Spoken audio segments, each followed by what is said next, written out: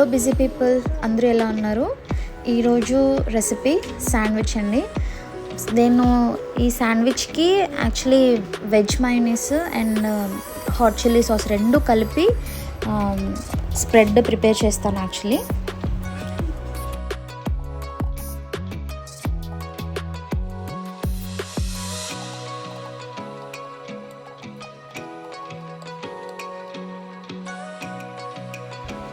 కొన్నిసార్లు ఇంకా స్పైసీగా కావాలి అంటే రెడ్ చిల్లీ సాసే డైరెక్ట్గా యాడ్ చేస్తాను. సో ఈరోజు మా సిస్టర్ వాళ్ళ కిడ్స్ కూడా తింటారు కాబట్టి hot and sweet chilli sauce వాడుతున్నాను అనమాట. మీరు కొంచెం స్పైసీ కావాలంటే chilli sauce, red chilli sauce కానీ గ్రీన్ చిల్లీ సాస్ మీకు ఏది కావాలంటే అది యూజ్ చేయొచ్చు. సో నేను వైట్ బ్రెడ్, ఎగ్స్ ఆల్రెడీ ఉప్పు కారం వేసి బీట్ చేసుకున్నాను. అండ్ మనం ప్రిపేర్ చేసుకున్న spread, onions, carrots and lettuce. ఈ చీజ్ వచ్చి నేను మొజరెల్లా ష్రెడెడ్ చీజ్ యూజ్ చేస్తున్నాను. ఇది మీకు ఆన్లైన్లో దొరుకుతుంది. And butter. ఫస్ట్ నేను బీట్ చేసుకున్నానండి ఎగ్స్, ఒక 5 ఎగ్స్.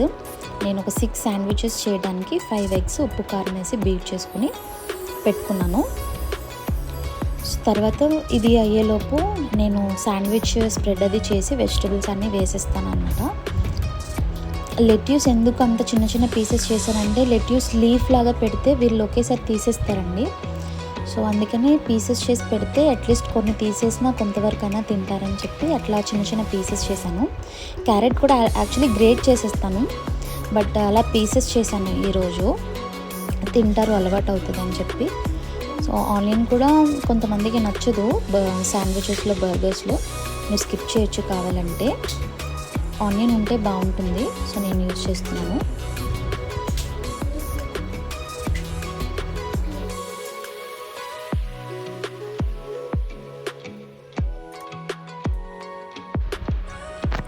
ఈ వేడివేడిగా ఉంటే ఆమ్లెట్ మనం వేసే చీజ్ ఆల్మోస్ట్ ఇంకా మనం రోస్ట్ చేసుకునేటప్పటికే కొంతవరకు మెల్ట్ అవుతుందండి. సో నేను ఆమ్లెట్ వేసి దానిపైన చీజ్ వేస్తాను అనమాట.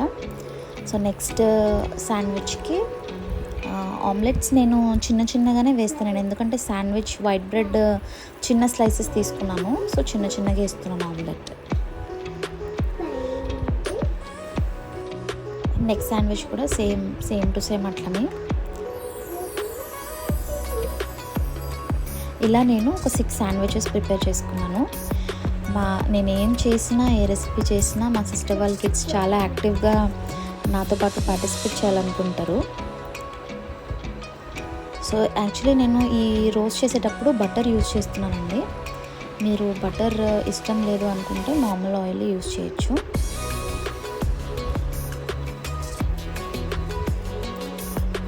మీకు స్ప్రెడ్ ఇంకా స్పైసీగా ఉండాలంటే కొంచెం పెప్పర్ కూడా యాడ్ చేసుకోవచ్చండి. సో నేను ఇది ఫ్రంట్ అండ్ బ్యాక్ రోస్ట్ చేసుకున్నాను ఆల్రెడీ. 6 శాండ్విచెస్ నేను ప్రిపేర్ చేసుకున్నాను. మా సిస్టర్ వాళ్ళ కిడ్స్ మేము వేస్తామంటే మేము వేస్తామని చెప్పి కిచెన్లోకి వచ్చేసారనమాట.